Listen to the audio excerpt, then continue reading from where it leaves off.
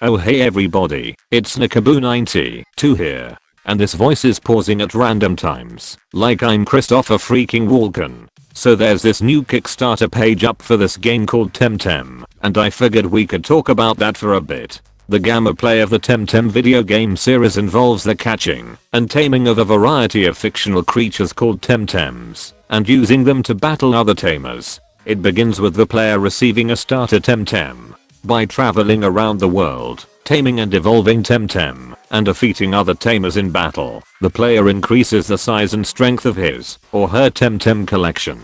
Various facilities can be found throughout the Temtem world, such as 8 dojos, which house a powerful tamer known as a dojo leader. You can even encounter these things called Luma Temtems. These are Temtems which have a different coloration than normal. Encountering a Luma Temtem is extremely rare. If this all sounds familiar, it's because I literally copied the words from the Wikipedia article titled Gameplay of Pokemon and replaced the terminology with that of the Temtem games. But in all seriousness, the developers of Temtem seem to be incredibly passionate people making a game heavily inspired by Pokemon, if not outright copying with a few word tweaks here and there. There are very few deviations from Pokemon mechanics, but they do seem to be critical ones. First, it's an online game. You'll be able to run around with your homies, which sounds pretty neat. Though, Pokemon Let's Go Pikachu and Eevee are going to be doing this to a lesser extent, and Pokemon 2019 might do something like that.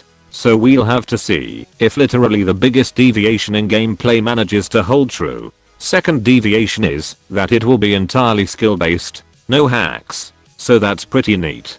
Third is that there are different types. There are 12 of them. The type matchups are still pretty similar to Pokemon, but they are different enough to make it interesting again. That's something that I have been bitching about a bit on Twitter recently. You can follow me at Nikaboo92. I think the main reason I struggled with Ultra Sun and Moon is because there's not much different.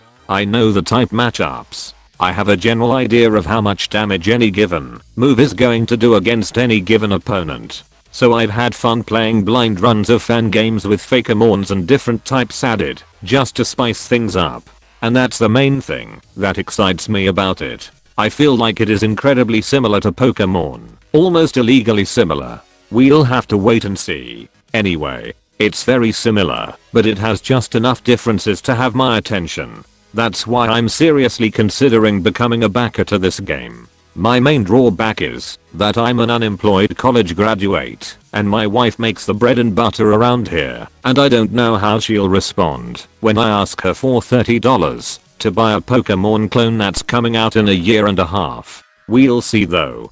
Personally, I feel this is a game that is worth donating to if you like the concept, and it tickles your pickle in the right way. It seems to be more competitive, different, and cheaper than a standard Pokemon game. However, do take it with a grain of salt. While Kickstarter has given us masterpieces like Shovel Knight, it has also given us cum dumpsters like Mighty No. 9. My recommendation is, don't donate what you're not willing to lose or have to explain to your wife. So yeah, have fun and embrace the bullshit.